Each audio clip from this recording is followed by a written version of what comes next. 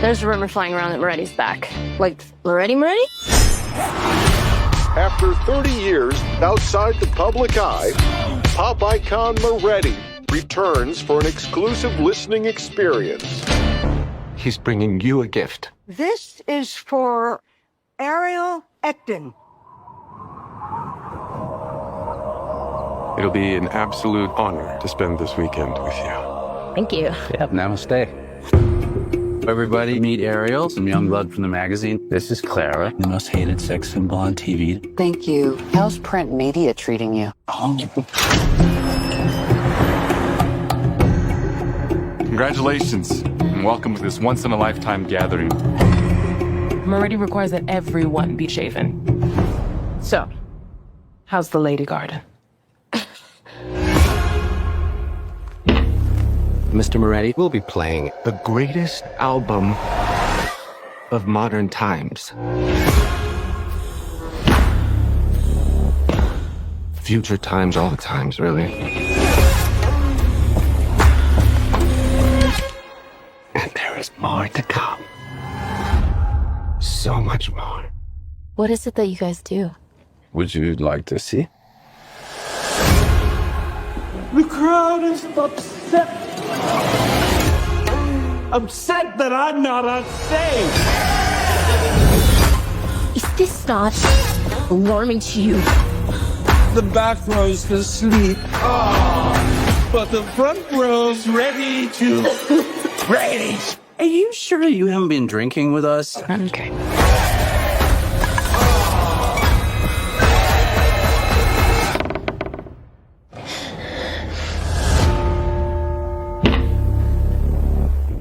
What the fuck is this?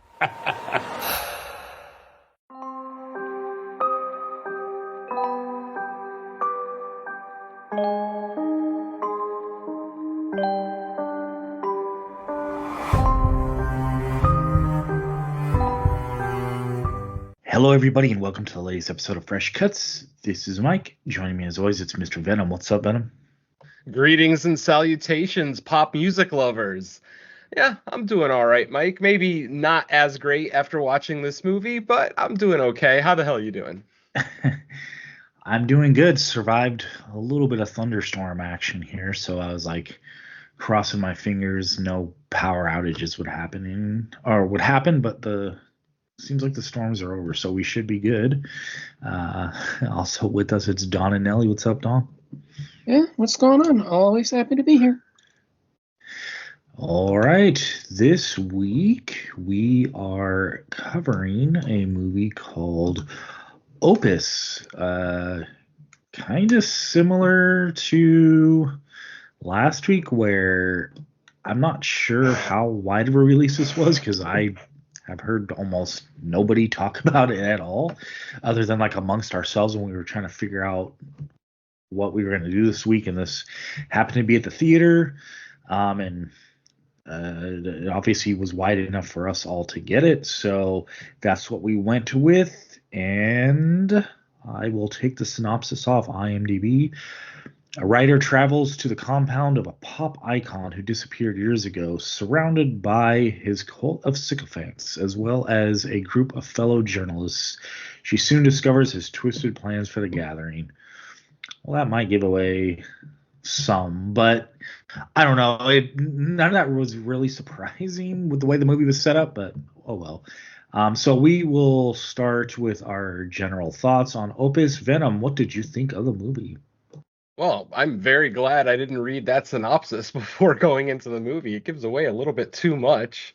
Obviously, you guys know I don't watch trailers, so yeah, very glad I avoided that synopsis. Anyway, I can give this movie a one-sentence review that basically gives all of my thoughts on it. That one sentence is, this movie is basically The Menu, but without the charm, the interesting characters, and the compelling kills. That's it. That's pretty much my review of this movie. As I'm watching it, I'm just dumbfounded by the similarities to The Menu. This whole situation of people getting invited to a secret event and what basically connects those people to both the event and to the host of that event. It just with the menu, there were so many more interesting characters. Our antagonist, I believe that was Ray Fiennes, right? Uh, Basically was just so much better than what we get from Malkovich in this one. Malkovich is probably the high point of this film, as he is the high point of most films that he's in. But that is not enough for me. Just watching John Malkovich be John Malkovich is just not really as compelling to me. On top of the fact that there's a goddamn movie called Being John Malkovich. So if you want to watch John Malkovich be John Malkovich, watch that far superior film. So anyway, another thing that I was really, really disappointed in this one is that when I had heard that this was going to be based around like a listening party of music, unheard music, unreleased music, I got a little bit excited because for one, I am a musician, for those who don't know. I've been playing the bass for well over 30 years now. I really, really enjoy music-based horror. Stuff like the original Trick or Treat from the 80s, not the Halloween, the Michael Dougherty movie. Stuff like The Lords of Salem. Stuff like The Perfection, most recently from a few years back, The Perfection was a music-oriented horror film that I really enjoyed. So going into this one, I was kind of excited. Well, guess what, folks? I can report that the music has absolutely nothing to do with this movie. This could have been a film director that stopped directing for 30 years and then came back, and it would have been the same thing. This could have been an artist, a painter who stopped painting for 30 years after making his greatest piece of art. So basically the artistic form has nothing to do with this movie. The music doesn't come into play. Maybe some of the lyrics of some of the songs might have some hidden meaning behind what's actually happening here at the compound. But overall, I found this to be a slow burn with no payoff. Once we actually get to the third act, I just everything that happened in the third act is so disappointing to me. The majority of the kills in this movie happen in one scene. Literally, all but one kill in this movie happens in one quick scene, and they're just the most boring stab deaths that I've ever seen. Think back to the Menu. Think about some of the kills in the Menu. The guy with the angel wings that was hung up above that body of water. The s'mores kill at the end. Those are some interesting and compelling kills. This movie gives us nothing like that. So I shudder to even call this a horror movie. To me, this is a straight drama that has some, antagonistic elements to it that might make it adjacent to horror. But even IMDb is smart enough to know this isn't horror. They've got it here as a drama, just a straight drama, no other subgenres. So I think they've got it right. So ultimately, but as we did review the Menu on this show, and I made the statement to my co-host that if the Menu counts as horror, then I'm okay with counting Opus as horror, even though it's definitely a stretch to call this one a horror. For the first act, you're definitely on board with the mystery of the whole thing and what's going on at this compound. Why is everybody dressed the same? Why is everybody behaving so strangely, almost robotic? Why does everybody have this blind devotion to this pop star? He's just a fucking pop star. Yet these people have this incredible blind devotion to this guy and to his, quote unquote religion, which, we'll get into more later on. But yeah, I was just thoroughly disappointed with this movie from beginning to end. Our main character, Ariel, is not really a very compelling character. She's just like a young reporter who thinks she deserves more than she's actually earned yet. Like, she hasn't actually paid her dues yet, but it's that whole millennial Gen Z attitude of I'm owed a career, I'm owed this, I'm owed that. And it's just, as a Gen Xer, it's just really hard to watch that and be compelled by those kind of characters. The rest of the characters in the movie, they're basically caricatures. Like, Juliette Lewis makes an appearance, but she just plays a vapid Hollywood star that, adds almost nothing to the movie, other than an injury that she suffers later in the movie that was pretty interesting. But yeah, overall, this was incredibly disappointing to me. Malkovich is still great. The movie is shot well. It's edited fine.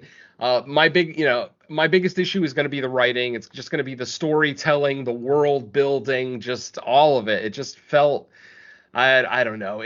At times it felt slow, and then at other times it felt rushed, which is really an odd way to describe a film. But it's just that's kind of the way I felt watching this. I've only watched the movie once. Admittedly, I had no interest in watching it a second time. So, I'm not going to spend another hour and 45 minutes with this movie. So, I'm just going to say that if you're a fan of cult movies, especially kind of the modern mentality of cult movies, then this one is still something that you should check out. But I'm not going to say that it's essential viewing in the theaters. I will say, and this is probably going to be surprising, especially to my co-host, my favorite scene in the whole damn movie is watching John Malkovich dance for his guests. That whole scene was just thoroughly entertaining to me, and it was about the only part of the movie that was thoroughly entertaining to me. So yeah, this is just an hour and 45 minutes of unrealized potential. With any cult movie, there's always a potential for it to be really cool by the end, to give us something different, something original. But yeah, this movie gives us nothing different, nothing original. Even once we get the reveal of why Ariel was invited to this place, it's like, duh. Like, this isn't some master plan. I said this to someone yesterday, but I liken John Malkovich in this movie as Alfred Moretti to Hugh Grant's character in Heretic. At first he comes off like this ultra righteous, ultra intelligent, genius level, almost cult leader type status. But then by the end of the movie, he's just your typical run of the mill psychopath. And especially the fact that once we find out why he picked the victims that he picked, it just makes him seem like a petty, just grudge holding antagonist, which is just not ultra compelling when it comes to horror. We've had many examples of this in the last few years, stuff like The Blackening, and even most recently with The Monkey, where the antagonist is just so petty that it almost comes off as stupid. And I kind of felt that way when we get the reveal of why the victims were picked at the end of the movie. I just lost complete interest in Malkovich as a character, or Moretti as a character, and anything that was happening at this compound. And then when we get that extra little ending at the end that adds literally nothing to the film, it's just an extra 5 minutes to waste our time and not let us leave the theater. And let me tell you, if there was a post or mid-credit scene in this movie, my co-hosts are going to have to cover that, because I ran out of the theater as soon as the credits started. I had no desire to sit in that seat for a second longer. So yeah, I'm just going to say this is an okay movie, but just endlessly disappointing to me. I'll leave my general thoughts at that. Okay, let's go over to Don and Nelly. What are your thoughts on the movie? I'm not gonna have much else to add because I'm kind of right there with Venom. I really wasn't a huge fan of the menu. I thought it was fine for what it was, but it wasn't my kind of film. Just so light on horror that it kind of just left me bored just waiting for it to play out. And that's kind of what happens here. There's just not much happening for me to get invested in. I mean, the cult doesn't really have much going for it. There's just nothing about why this guy that disappeared for 30 years, because we don't really get much about why he was so big in the first place. And even though, it was, fun to see Malkovich dancing, I didn't find the tunes all that interesting. I mean, I don't listen to pop that much, but it didn't. None of the film's, original tracks that were supposedly him sounded all that good. And judging from what I remember of like 90s pop music, just by what I remember from like Michael Jackson or Mariah Carey or, like people like that, like they didn't sound like they would have fit contemporarily next to them.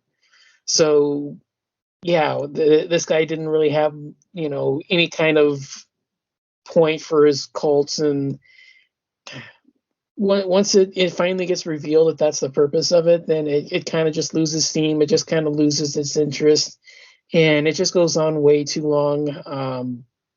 Yeah, it just feels so light, and it just feels so borderline horror that for me, it just didn't really hold my interest. Very little of it was all that interesting, and I don't really have much else to add from what Venom said. I'm trying to think of anything different, but I mean, yeah, most of what he said is kind of like the same stuff that I had. Like the mystery is okay, but then when you finally reveal everything, when you finally get why the cults invited them there, when you finally realize like the whole thing is some kind of revenge plot, and it just loses its steam. It just drags on and on and on. It just feels repetitive, and it just feels just not that interesting. And yeah, I don't really get the hype. And this is yet another one. I think this is like the second or third film in a row that from A24 that's kind of been really disappointing. Because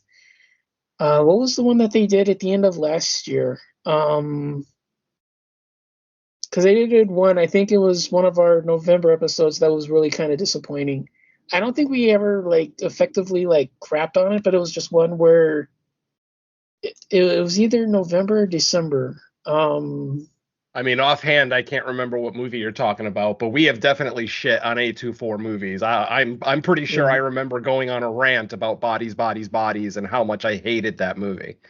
Yeah, I remember that one, but I'm just saying is I remember recently, like maybe it wasn't November, maybe it was a little bit earlier than that, but I definitely remember us like within the past 5 months from now, or like 5-6 months from now, we've definitely not shit on it, but we've definitely like crapped on an A24 film, and this is the second or third one in a row where it's been kind of disappointing. I wish I could look up what it was, but I have better things to do with, much like this one here. So yeah, I don't have much else to add to this. I mean, I'm kind of right there with Venom.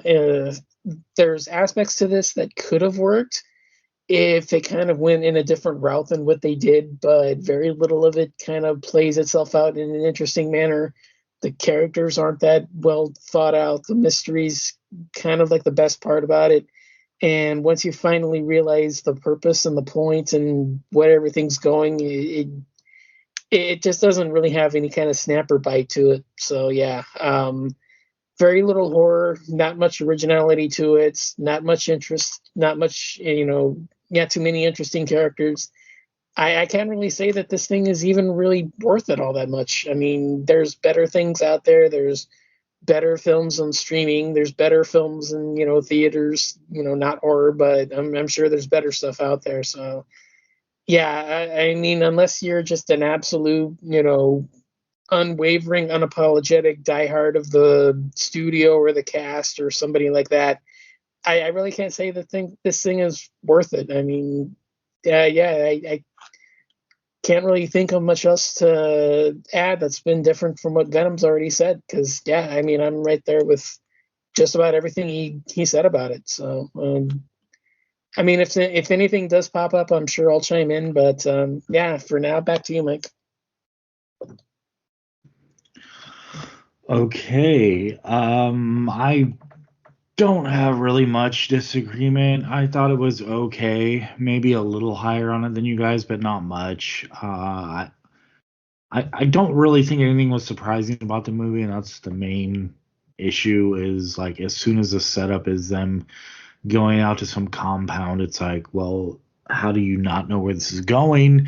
And then I found it a little unbelievable that most every main character, other than the lead, had like zero skepticism or like even an inkling to be like, hey, this doesn't seem normal that we're going out to this weird compound and have to turn in our phones and all that. Like, to me, that would have set off like some alarm bells in just any rational thinking person.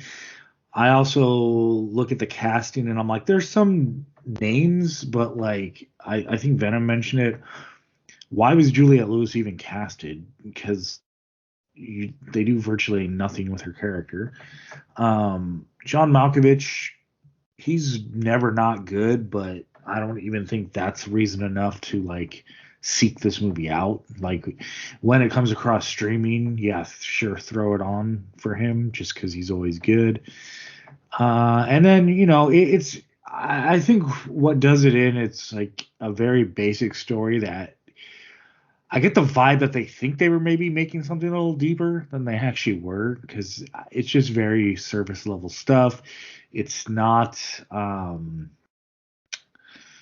It's just very tame. It's a tame cult story, which is fine, but it's forgettable. Like it's not something I'm probably gonna revisit. It said it had nothing really to say.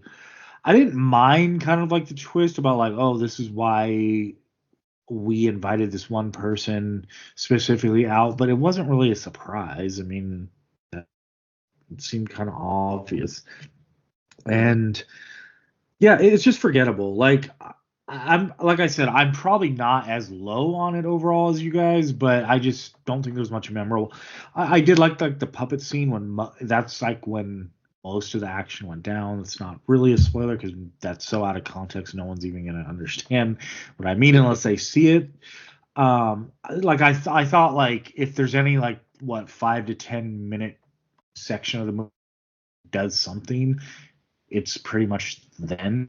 So like I can appreciate that, but outside of that, I don't know. I think there wasn't really a good explanation of like how this even came to be in the first place, as far as like the cult and all that. Because like as far as we know, he's just a pop star. Like there's nothing else. And I mean, maybe they're trying to make sure like it can touch like religion does. And I understand there is like messaging behind there, but this wasn't the movie to reach across. This movie didn't do that. So yeah, I can't really recommend it. But it looks like the movie's doing that on its own, because I haven't heard anyone say anything about this. Like talking to you guys first like time I've seen anyone other than like literally Googling reviews, because then you'll find them. But like as far as just the general community of people we have on social media, I've seen no discussion on this at all. So not surprised, and it'll probably hit VOD soon enough because of that. So yeah, just it's a miss of a movie. There's a few elements I guess you can take home as enjoyable, but other than that, no, not essential. If you're into cult movies, look up some like better ones, because there's plenty of them. So back to you, Venom. I do want to say that I'm going to disagree with Don ever so slightly. I actually didn't hate the music in this movie, but I also think that they kind of maybe by calling him a pop star, yes, he was popular, which obviously makes you a pop star, but his style of music was more EDM. It was definitely more the European style of electronic music that was coming out in the, late 80s, early 90s. So him being that popular, and on top of the fact that, they were talking about him being world popular, not just in the States, so maybe he was more popular in foreign regions than he was in the States. But ultimately, for whatever it's worth, I actually listened to like a few. I'm a metalhead, for those who don't know. I listen to a few metal bands that actually incorporate EDM into their music. Bands like Electric Callboy, We Butter Our Bread with Butter, and The Browning are 3 examples of those kind of bands that I listen to. So I don't hate EDM, but only certain types of that style of music actually speak to me. And for whatever it's worth, considering this song was just a novelty song, kind of written for this movie, I didn't hate it. Like, I actually thought it had a decent little beat. And of course, I'm speaking specifically about the song that he performs in front of his guests, because the first song that they actually get to hear on a reel-to-reel machine in their rooms, and that song is a little bit slower. That one is more kind of like the contrived corporate pop music that I'm not the biggest fan of. But the song that he actually performs for his guests live, I actually was kind of getting into, believe it or not. But It yeah, is better, yeah. I will agree. I do think it is a little bit better, but yeah, for me, I'm just not that much of a fan, I guess. oh no, absolutely, and that's valid. There's nothing wrong with that. But like I said, for me, my biggest issue is just going to be the fact that the music really had no impetus with the story. It didn't matter. It didn't have to be a song, like I mentioned earlier. It could have been an artist, or it could have been a sculptor, or it could have been a movie director. Like the fact that it was music is basically inconsequential, and that's what upsets me. Because I was expecting, and again, this is probably why I don't watch trailers, because I don't want trailers to set up a movie for failure with me. You know what I mean? Like if I didn't know, obviously based on the title alone, you kind of can, put the pieces together that, yeah, music must have something to do with this. I just wish the music actually had more to do with it. I mean, I forgot to mention Deathgasm too in my list of music-based horror earlier. Like those are, Deathgasm, Lords of Salem, even Hell House. You remember Hell House? The first Hell House had that little piano line that they played, and then the piano would play it on its own. Blah blah blah. Like even that. The music had more to do with the horror on screen than what we get with Opus. So yeah, just I feel like this title, the title of the movie, wrote a check that the movie couldn't cash. I'm sorry, Mike. What were you gonna say? No, I was just gonna say, I think for me the most disappointing part was like we never really got any kind of understanding of like why this cult exists, because it's like, are they just fan? Because like you could say, okay, I mean, you could write a scenario where like hardcore dedicated fans become like seduced or under the influence and form a cult. That's fine, but then like, what is the mission statement of this cult? It's like there's, if you have a religious cult, you kind of understand. Okay, they have this religious dogma, or a pagan cult. Okay, they have this set of principles or whatever. But like, what is this cult other than, oh, we just are fans of his music, so therefore what? What does that have to do with being on a compound? And like, I don't understand, like, how does it all tie in? I didn't really get anything about that, even when they explain why why Malkovich's character wanted to extract the revenge on certain people. We got that, but we never got how he was able to like form this cult and why the people were so dedicated in the first place. That was just kind of off-putting. Yeah, and then at one point in the film, Malkovich gives us like a throwaway couple of lines about the history of Levelist, because apparently Moretti didn't create this religion. Apparently this religion was in existence well before Moretti discovered it. But then he discovered it and kind of just dove headlong into it and became kind of almost like an icon for the movement. And hence why he is now, quote unquote, cult leader of at least this sect of Levelists too. Because that's the other thing too. Because with his monologue at the very end of the movie, he makes it sound like there's Levelists all over the world. Not just the ones that were at his compound, but that there's compounds everywhere where there's Levelists, and that they're basically, preparing for the day that they make their presence known, things like that. So, I don't know. I mean, I'm with Mike. There's not enough backstory here. I still would have liked to have gotten more about the religion itself, about Levelism. Obviously there's a book that all of the guests received as part of their, gift package when they got there, their gift bag. And it was about Levelism, but I think Ariel's the only one who actually read it. Like none of the other guests actually read it. And I still would have liked to have learned more about it. I don't know if that's information that they were hoping to put into a sequel, because this movie, when we get to the end, you'll see that it is very definitely set up for a sequel, or for a series of movies, if you will. That just the story is just not compelling enough, I think, to carry a franchise. I mean, it was barely enough to carry a movie, and I think we all agree it kind of failed even in that, in carrying one movie. So I'm not sure about a franchise, but yeah. Yeah, this movie just had way too many problems for me. Plot holes, just like last week with the rule of Jenny Penn and the most unrealistic nursing home in the world ever. This one just, there's so much information that's not given to us. And then the fact that Ariel as a journalist, a magazine journalist, only really speaks to Moretti and then Jorg, Moretti's number one, like his main guy. She never speaks to any of just the regular members. She never speaks to the kids. It's like, you'd think you'd be able to get more information from those people. Like, why are you compelled to be a part of this religion, blah, blah, blah. And granted, the movie's already an hour and 45 minutes long, so I'm not necessarily trying to say make it longer and add more scenes to it. I'm just saying, get rid of some of the scenes that are in there that just seem kind of frivolous. Like the whole pubic shaving thing. There was literally no purpose to that entire scene. It never came up again the rest of the movie. Why the hell did Moretti need these people to be trimmed? And then the other thing that came to mind when the concierge asked about her lady garden, remember when she said that Moretti likes his guests to have, a well-trimmed frontage? I'm thinking to myself, what if somebody already shaved their stuff? What if they shaved completely? Would they be denied access to the listening party? Like, this whole fucking scene makes no sense whatsoever.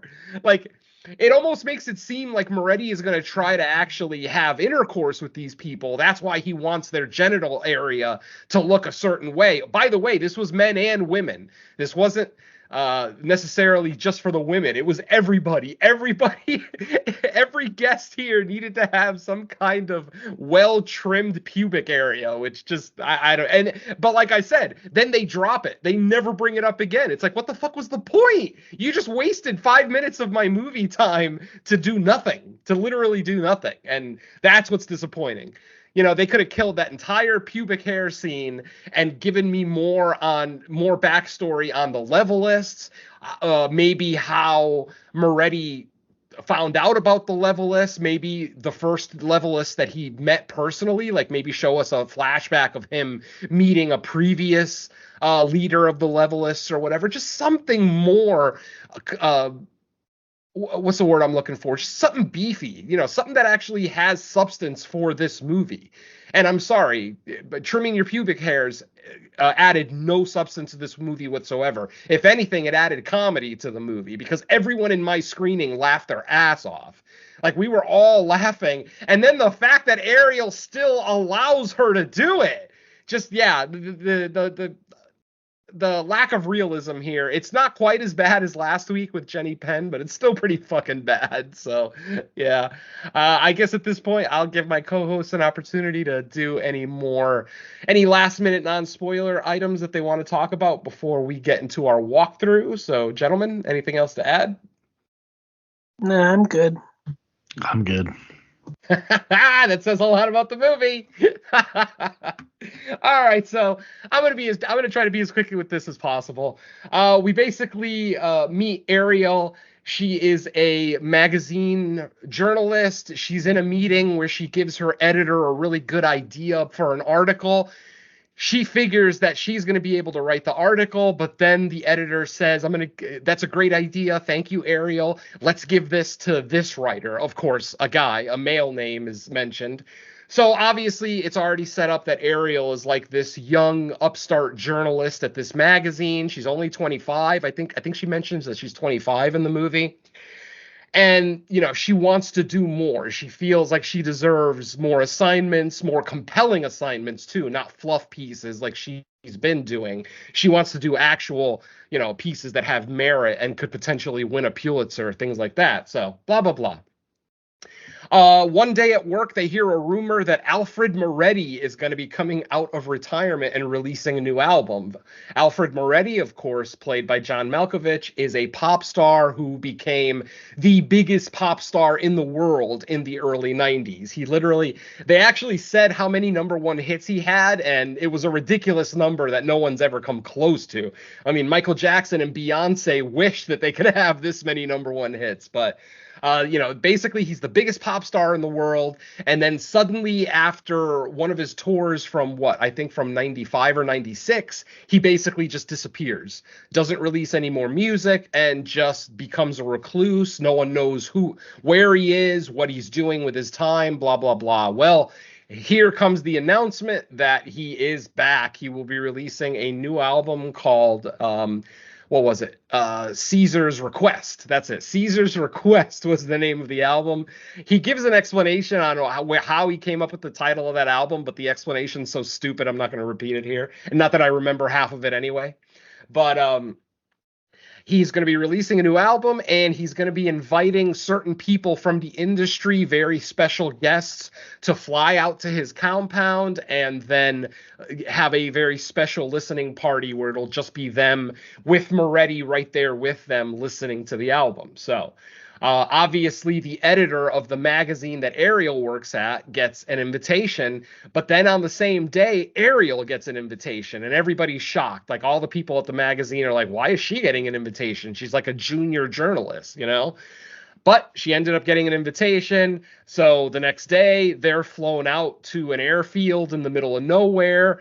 They're met by Alfred Moretti's bus, his tour bus, which what was it? The Debutante. They called it the tour bus was called the Debutante, which actually at one point was Moretti's nickname early in his career. So anyway, they get on the bus. They have a 4-hour bus ride to get to to get to the compound. Once they get to the compound, they notice that everyone there is dressed in navy blue. Everybody's dressed the same. Everybody's very robotic. Like, people are friendly. Like, they'll engage and wave. Mostly the younger members, like the kids and some of the younger adults, will be the more friendly ones, whereas the older ones will be the more standoffish ones and acting secretive, blah, blah, blah. Now, red flag number one, as soon as they get off the bus, they're told they have to give up all of their devices, phones, tablets, laptops, all of it. Now, folks, these are journalists and reviewers coming to a listening party, but they're not allowed to have their laptop. Instantly, that's a fucking red flag. That's like, no, I'm a journalist. I got to write the article why did you invite me here if not to write an article about the new music, blah, blah, blah. Begrudgingly, they all give up their devices. Ariel actually hides her laptop in her luggage. Like, she gives up her phone and her tablet, but holds on to her laptop.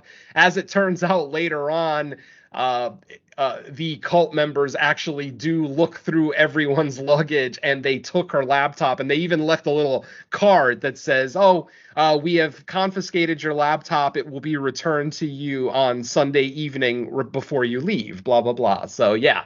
So, obviously, there's something going on here. These people don't want any kind of outgoing communication. So, yeah, that's fucked up. Anyway. We meet the people who are the guests. Like I said, Juliette Lewis, who plays a daytime talk show host, almost, like an Ellen or, like Drew Barrymore or whatever. She's like a popular daytime TV talk show host in Los Angeles, and she has connections to the music industry, so she's invited. We get an older gentleman named Bud, who I believe was a record executive that Moretti, had some kind of relationship with in the past, a professional relationship, mind you.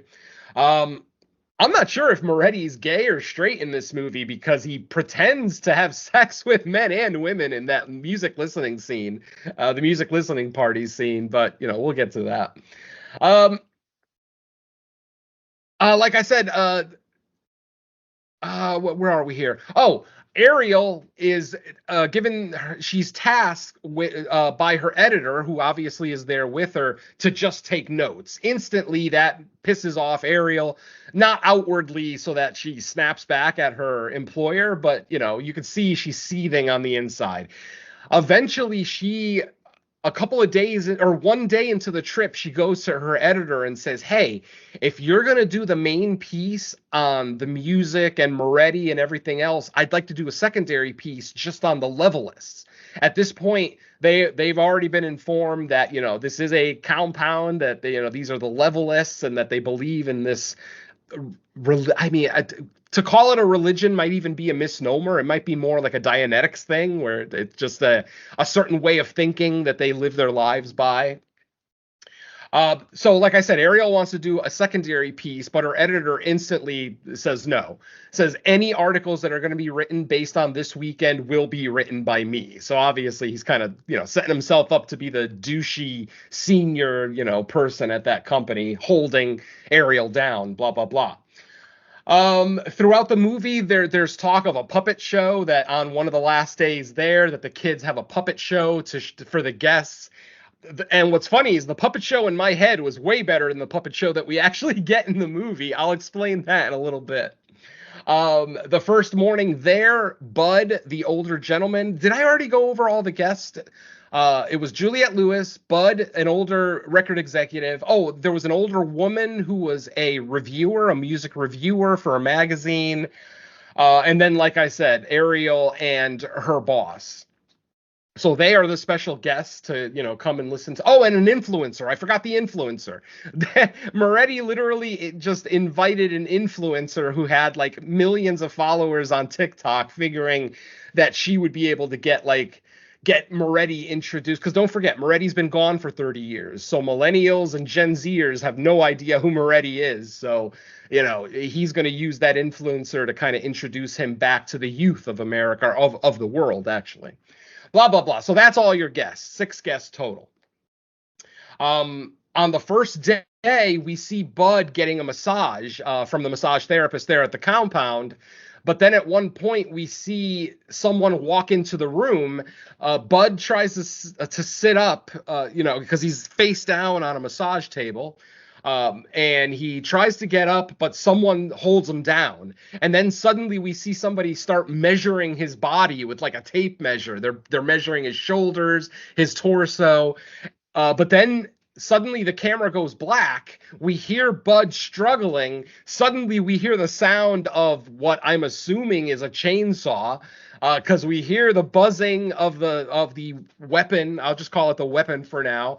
And then we hear the cutting sound effect, of the chainsaw going into flesh. We hear Bud scream, and then the scene just kind of cuts off. It's the next morning. This is where we get the whole thing with the pubic hair, where basically, I also forgot to mention that every guest here has a concierge assigned to them. So basically a cult member that's assigned to them that basically follows them everywhere. I mean, they literally can't do anything without this cult member following them. So basically one of the the head concierge comes to Ariel's room and says, we have to do fashioning now. And what that is basically they're going to give her measurements, and they're actually going to make her a dress. Apparently Moretti wants everyone dressed to the absolute nines, looking as good as they possibly can. And then the concierge pulls out a clipper and a set of clippers, and looks at Ariel and goes, "So what's the situation with your lady garden?" And instantly everybody in the theater just starts laughing, like, why are you asking about this girl's pubic hair? And then she goes into this explanation about how Moretti wants all of his guests to have a finely trimmed frontage, or, pubic area, whatever you want to call it. And then she can tell that Ariel doesn't really want to do it. So she starts going through stories about how world famous politicians and athletes and actors, and that all of these people have had to do this, that they've had to let their concierge, trim their pubics. And it's like, but I don't know. Like I said, Ariel, she's such a wishy-washy little shit in this movie that she'll literally do anything anybody pressures her to do, which doesn't really make her the most compelling character, or somebody that you want to get behind, So she does eventually relent. We get a shot of the floor with the buzzing sound effect of the clippers, and then we see little black and curlies, kind of falling down to the floor. She then goes and meets up with the rest of the guests, and she asks them, did they trim your pubes? And everybody's like, yeah, but no one else seems to have a major problem with it. They all just chalk it up to Moretti's eccentricness, but The question still remains. You're not even going to look at my junk. Who gives a shit? Like, I could lie and say that it's trimmed. It just, I don't know. Again, one of those, I don't know if this was done for comedy, because it did make everyone in the theater laugh. So if it was done for comedy, then I guess they succeed. But if it was done to be some kind of compelling plot point, major failure, because that's literally the last time we hear about the pubes. So all of our guests minus Bud meet up in front of the building where they're going to have the actual listening party. And they're all basically making fun of Bud. They're like, oh, of course Bud is too good to get out of bed on time to come, listen to this album. And then eventually Ariel asks one of the concierge, where's Bud? And they say, oh, Bud is getting a massage right now. He decided to, sleep in and get a late massage. He'll be joining us for the listening party later. Obviously, this is after we heard what sounded like a chainsaw rip into flesh, so I think we kind of know where Bud is at this point. And then it's time for the listening party. Our remaining guests are escorted into a room. It's a large, empty room, almost like a warehouse or a high school gym type size. But in the very middle of it, there's a setup where there's like chairs, almost like a living room set, but then the whole thing is like in the round and surrounded by speakers. So we've got these large stacks of speakers surrounding this little almost like living room area in the middle of this giant room. And then the music starts. And like I said, it's just and as I mentioned earlier, at this point, they have already heard one song on their first night at the compound. When they get to their bedroom, there's a reel-to-reel recorder there. They're given instructions to hit play, and it's kind of a slower song. Not necessarily a ballad, but just not quite full-on, electronic dance music by any stretch. Not the greatest song, in all honesty. It's okay, but it doesn't do much for me.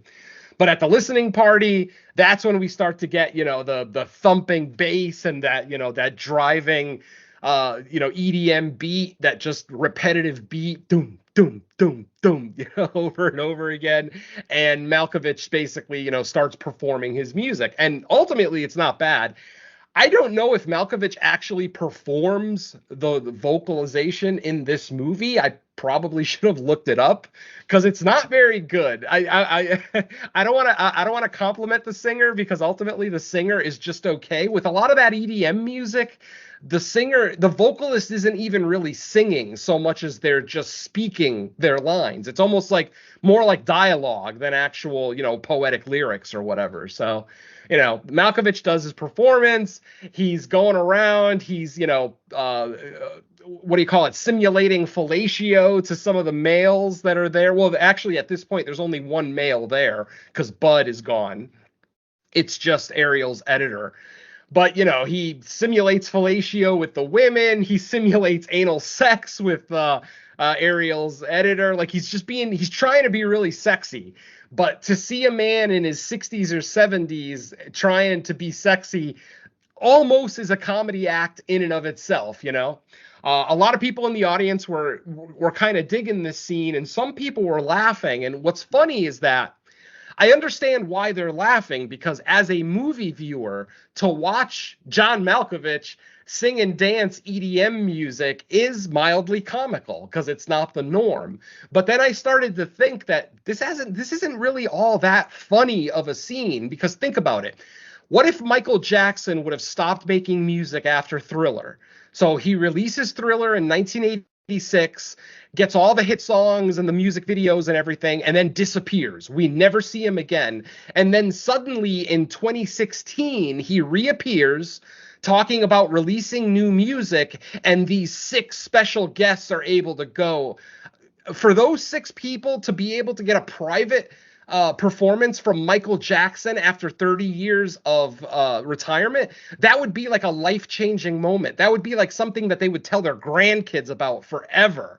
So as a movie viewer, I kind of try to plug that in, that this isn't actually John Malkovich dancing up there. It's somebody like a Michael Jackson or a David Bowie or somebody who was literally on top of the pop world and then disappeared for 30 years. So it kind of added a little bit more to that scene for me when I started to kind of think that way. Like when I plugged in, what if this was Michael Jackson? The scene would take on a whole new tone, blah, blah, blah. So anyway. Suddenly, during the listening of the music at the listening party, suddenly our influencer starts coughing. I may not have mentioned our influencer. She's obviously a young, pretty girl, brunette, great body, kind of a vapid attitude, kind of exactly what you would expect from a very popular YouTuber, TikTok influencer, or whatever platform they use. So, but eventually, like I said, she starts coughing, and then Moretti stops the music. He stops all the music, and she's coughing uncontrollably, like she can't stop coughing. And she thinks that maybe she's either having an asthma attack or an allergic reaction to something. But she probably wasn't poisoned because they've all been drinking the same champagne from the same bottles. So it's likely that she wasn't poisoned, but keep that in the back of your head. She's taken away, taken to a medical facility, and then we don't see her again for a little while. Eventually, Ariel starts getting very suspicious of everything that's happening here with the levelists, with Moretti, the fact that she's not getting direct answers from anybody that she talks to. She keeps getting cryptic, messaging from Moretti every time she asks a very direct question. So she starts basically sneaking out of her room. And unfortunately, she has to sneak out of her room because the cult member that was assigned to her she literally sleeps in front of the front door of Ariel's room, of her suite. So literally the only way Ariel's sneaking out is to go through the window, which is exactly what she does. Now, I did find it kind of funny that Ariel decided to wear all black, because I'm thinking when she was still in her room and she was wearing all black, I'm like, oh, it must be nighttime outside because she's, dressing covertly. Then she gets outside and it's fucking daylight. It's literally the middle of the day. I'm like, why are you wearing all black? If anything, that makes you stick out even more, you dipshit. Anyway, she ends up going around the compound, sneaking around, trying to see where people go, what people are doing with their day-to-day activities. Eventually, she finds the Moretti Museum, and she's at this point, the cult members have figured out that she's missing. Her concierge, breaks into her room, realizes that she went out the window, and suddenly there's a search for Ariel. So at this point, we have multiple cult members searching for Ariel. Eventually, like I said, she goes into the Moretti Museum to hide, but then she's eventually followed by multiple cult members into the museum. So she ends up going and walking upstairs to the bathroom, up to the third floor. She goes up 2 sets of stairs, finds a third floor bathroom, and then tries to hide in there. Unfortunately, when she looks up on the wall to her left, what is hanging there inside of a wreath? Fucking Bud's head. Yes, Bud's decapitated head is sitting in the middle of a wreath in this third floor bathroom of the Moretti Museum. She tries not to scream when she first sees it, but she does kind of bump into the, what do you call it, the bathtub, the ceramic or porcelain, whatever it's made of, bathtub. And then one of the cult members hears her, goes up to the bathroom door, tries to open the door, but sees that the door is locked. But obviously this is Moretti's museum, so she's not, the cult member is probably not going to want to break the door down on the off chance that she's not actually in there, because then they did damage to Moretti's museum for no reason, blah, blah, blah. Eventually we see someone sneaking behind her, behind the window. She's in the bathtub hiding, and there's a window behind her. Suddenly, we see a cult member standing behind her, but don't forget, folks, she's on the third floor. So eventually, the cult member breaks through, and it's her concierge. It's her personal concierge, who, by the way, one of the things that I didn't mention about this movie that really pissed me off is that they set up Ariel's concierge to be a total piece of shit, just an absolute bitch. And then she doesn't get her comeuppance at the end. And that really, again, I've talked about this before. You set up these human antagonists in these movies and then don't give me a satisfying end to that character. It disappoints me. It leaves me wanting more. And that's what we ended up getting here with this concierge. She's an absolute cunt, but she doesn't really get her comeuppance at the end. So sadly, anyway. Eventually, the cult member, the concierge, is able to knock out Ariel, and then they're dragged to the puppet show. They're brought to the puppet show, to the room where the puppet show will take place. Wait, was this before or after that? Wait, I might be out of order now that I think about it. Anyway, either way, I'm skipping to the puppet show. Once we're at the puppet show, once again, Bud and now our influencer are both missing. They're nowhere to be found, so our 4 remaining guests are at the puppet show. I honestly thought, and this might be just my old horror brain working overtime, but I was really hoping that they were going to turn Bud and the influencer into puppets, like human puppets, and that's what the puppet show was going to be at the end. That would have been way more compelling than what we got, because what we ended up getting was a bunch of what's it called, taxidermied rats, a bunch of rats, and they're real rats. Like, I thought they were stuffed or plush. No, they're real. They were taxidermied. So you've got that kind of uncanny valley thing happening when you're looking at all these rats. Anyway, the name of the puppet show is The Tragedy of Billie. And they're talking specifically about Billie Holiday. And for anybody who doesn't know, Billie Holiday went through some controversy at the end of her career, which basically destroyed her career. Obviously, now she's looked upon more positively, in hindsight. But at the time, it kind of messed up her career. Anyway, after the puppet show is over, suddenly, and I forgot to mention that our 4 remaining guests are sitting on beanbag chairs. All the cult members that are in the puppet theater with them are all standing. The 4 guests are on beanbag chairs. During the performance of the puppet show, Ariel's chair starts moving. Like there's something inside of the beanbag chair, like an animal or something. She freaks out and jumps up, leaps up off of the chair and starts screaming, "What the fuck is in my chair?" Malkovich and the rest of the cult members don't even react. Like, they already know what's in there. And then what we see is a human hand poke its way out of the beanbag chair. They pull themselves out partially, and it's our influencer. But she's been given some kind of serum or toxin that's basically making all of her moist... how did they describe it? All of the moist parts of her head are expanding. So her eyes, we actually see her tongue coming out of her mouth. Like it's so inflamed that she can't close her mouth anymore. It's just her tongue is sticking out. We see her eyes. At one point, her eyes like spurt out a little bit of pus, because literally they're getting inflamed, so they're getting bigger and bigger. Eventually, yeah, we do get the payoff where eventually one of her eyes just pops completely and she, falls over dead.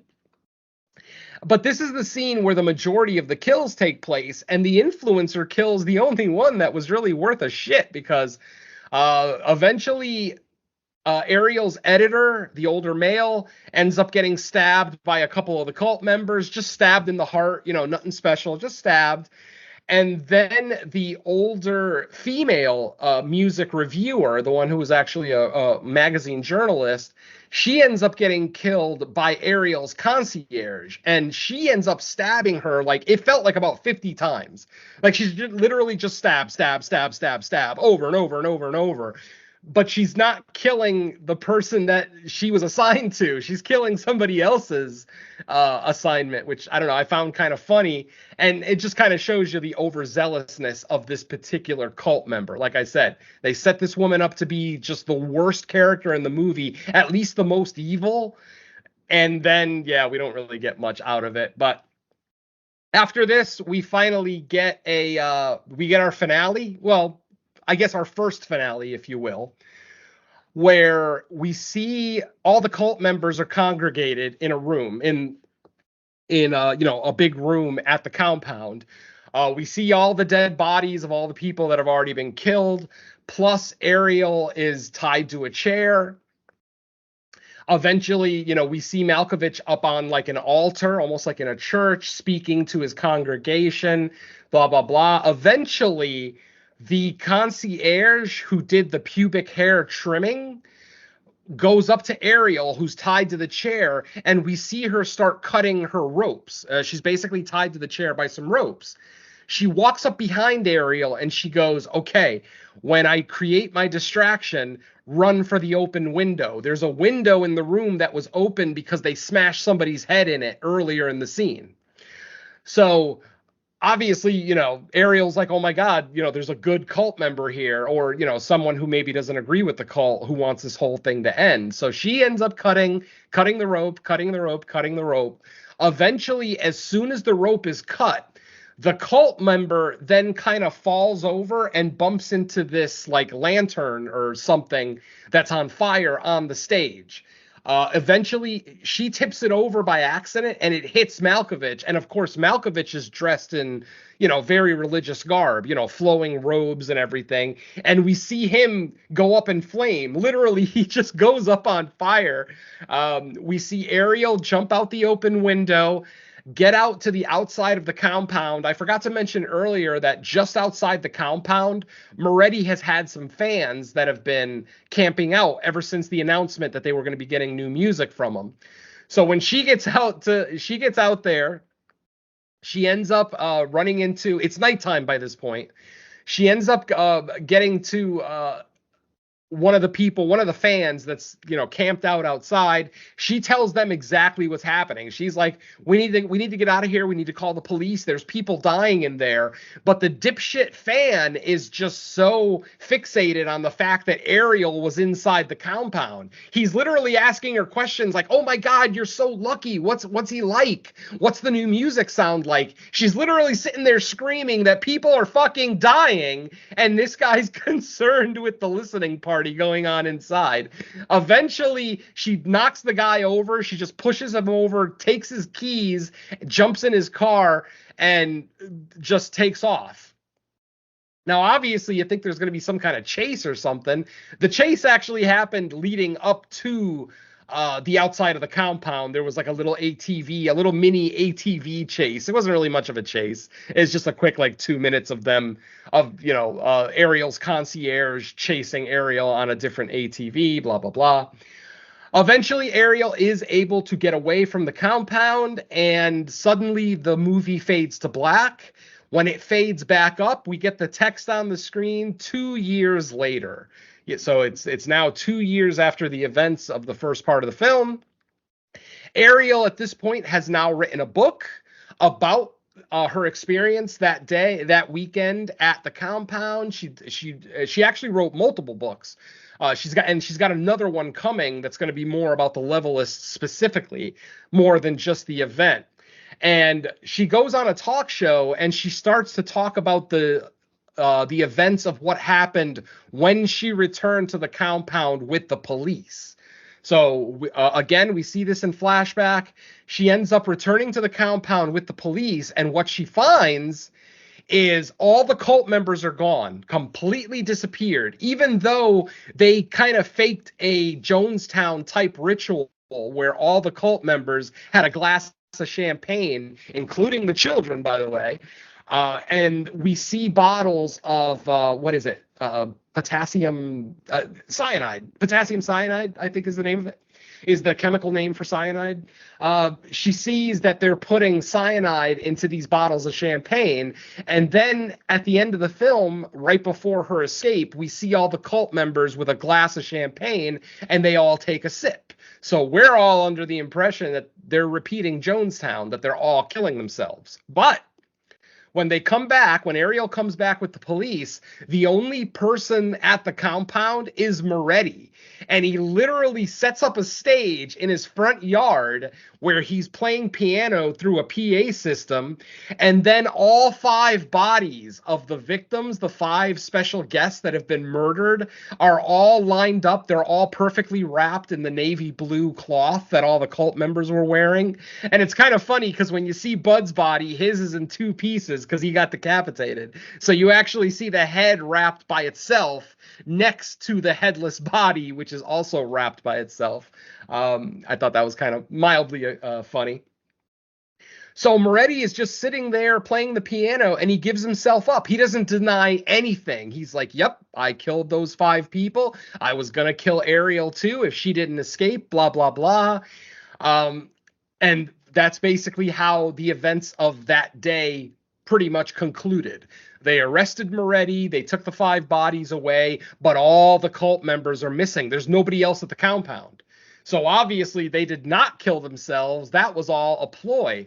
But why would they do that, you ask? Well, we find out later in the final scene of the movie, or well, the second to final scene of the movie, it's Ariel going to the prison where Moretti is now staying. Moretti is serving 5 life sentences for the 5 murders that he committed and admitted to. Like, he didn't even try to do a plea bargain, literally just admitted to it and took the punishment. And then Ariel goes to the prison to interview him. And of course, the first thing she asks is why? Why me? Why all of this? And then he starts talking about how, oh, well, we all the members of the Levelists, belief, we all believe in it. We all accept that it's going to be the norm someday, but we didn't really have a way to spread our message without sounding like we were just kooky cultists. You know what I mean? So he admits that he invited Ariel there specifically so that she would be the one to escape this whole thing, then write a book about Levelists, and then that would help spread the word about the religion. And it actually works completely because in the very final scene, Ariel is once again doing another TV interview. And when she looks at the neck of the person interviewing her, she sees a single pearl necklace, which I did forget to mention. All the cult members here wear a necklace that has a single pearl on it. And we actually see one of the cult members like shucking oysters. I don't know if it's oysters or clams that produce pearls, but he's shucking the shellfish and trying to find pearls. And then once they find one, every cult member gets one. So she starts to realize, and then she starts to look around and starts to realize that, oh shit, there's a lot of people here that have that necklace. She's in the minority. We also, during that final interview with Malkovich, we actually see that all the cult members have all gone on and just started normal lives. They're basically in waiting. We see Jorg, his number 1, is now working at an ice cream parlor. We see Ariel's concierge working as a barber. She's actually shaving a guy with a straight edge razor at the time. And obviously, as a movie viewer, we're all sitting there like, oh, she's going to cut his neck. But of course she doesn't, because, she's trying to hide in plain sight now. We see where other cult members are. One cult member is like working at a gas station. Another one's working at a hospital, blah, blah, blah, blah, blah. So, we get the reveal that the suicide pact was a fake, that it was just, a show for Ariel. She then writes her book. And now, because she's written her book, she's bringing more notoriety to Levelism, and more people are joining the religion, which is exactly what Malkovich wanted. He wanted her to write this book, spread the word about Levelism, until it becomes a legitimate religion. And hell, eventually he's probably going to get broken out of prison.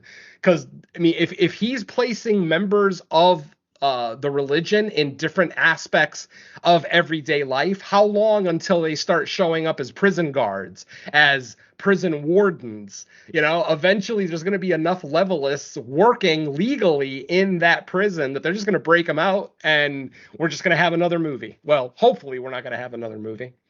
And like I said, my friends, as soon as the credits rolled, I ran out of the movie. So if there's a post or mid-credit scene, hopefully Mike can talk to you about it. But offhand, I'm not sure if it has one or not. Mike? There was not. Oh, good. Yay. I did not want to be in that theater for even another second. This movie was too long, too slow. Not as compelling as it could have been, and I was hungry and I had to go to the bathroom, so I just ran out of that theater. So yeah. All right.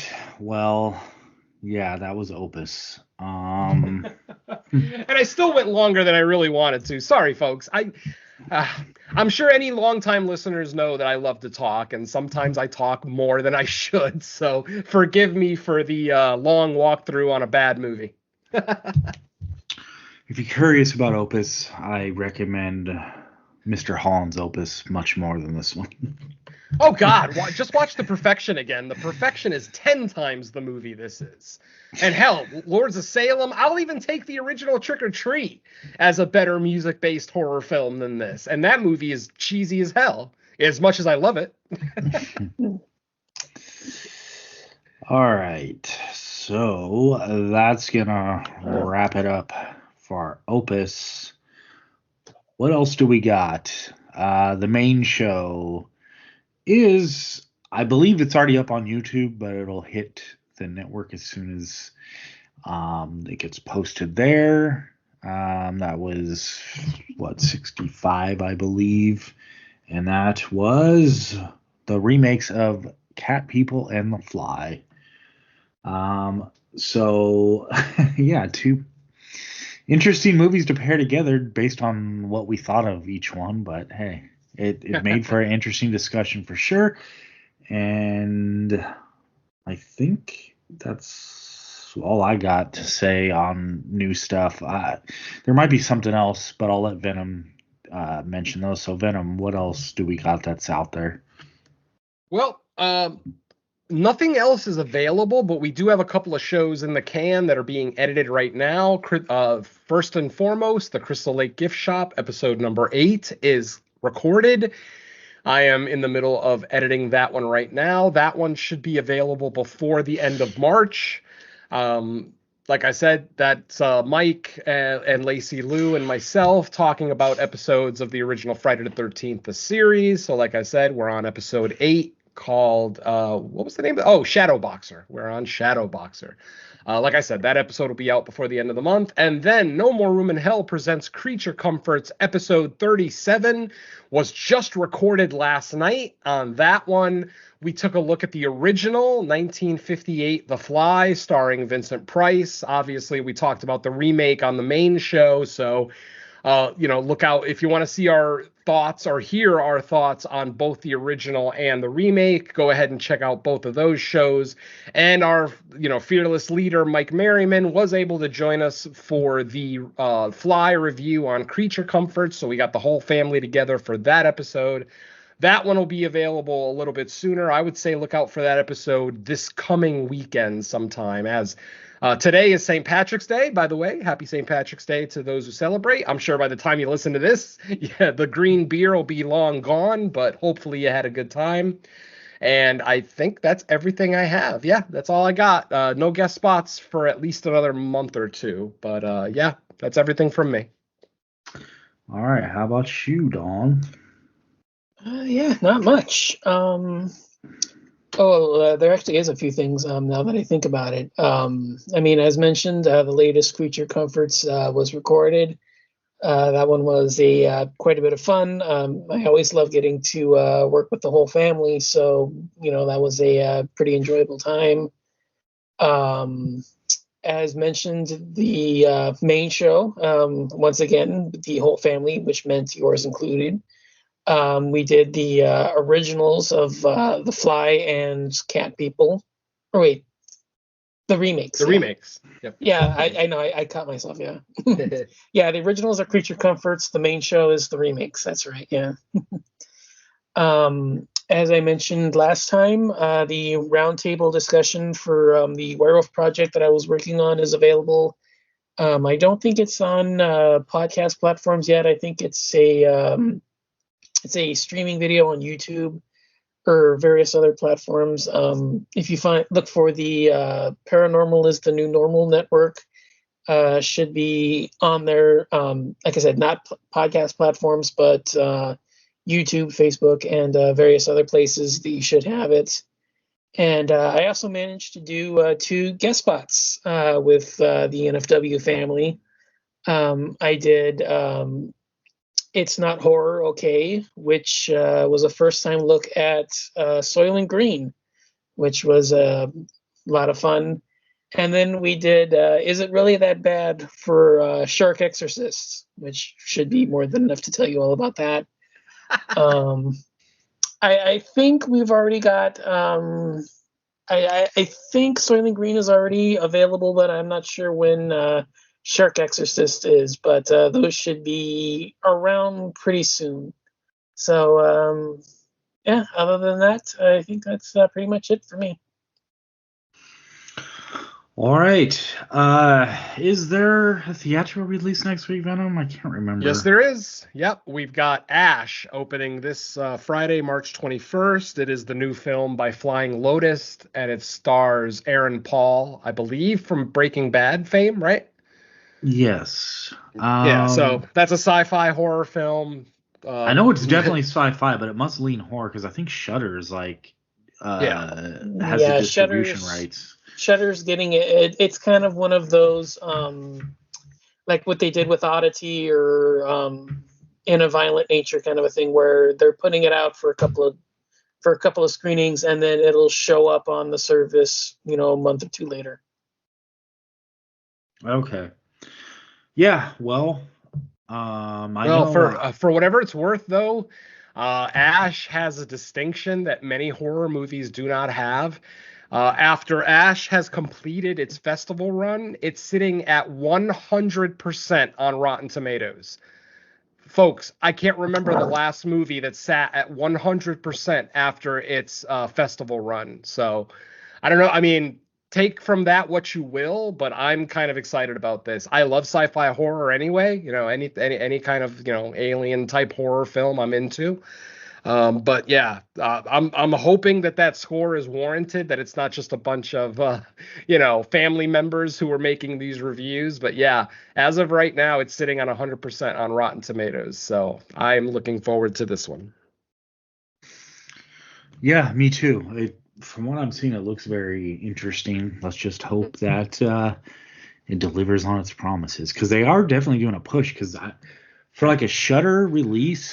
And it could just be because we all have like horror like ingrained in like our social media and stuff. But I swear I've seen like so many promos for this. No, it's true. I can confirm that, because I was watching a hockey game last night and a trailer for this came up. I don't remember the last horror movie that had a trailer play during an NHL hockey game. So yeah, they are definitely pushing this movie. Yeah, so maybe they think because of Aaron Paul's connection with Breaking Bad, it's like enough to get people, so they're doing like a bigger push on it, but we'll see. So yeah, looks like Ash will be our next episode. But with that, thanks everybody for listening. We should be back in a week with the next one. Let's say bye to our listeners. Later. If you're going to make a music-based horror film, make the music mean something, please. For fuck's sake. Nothing good ever happens on a compound. So just don't go. Yes! Peace.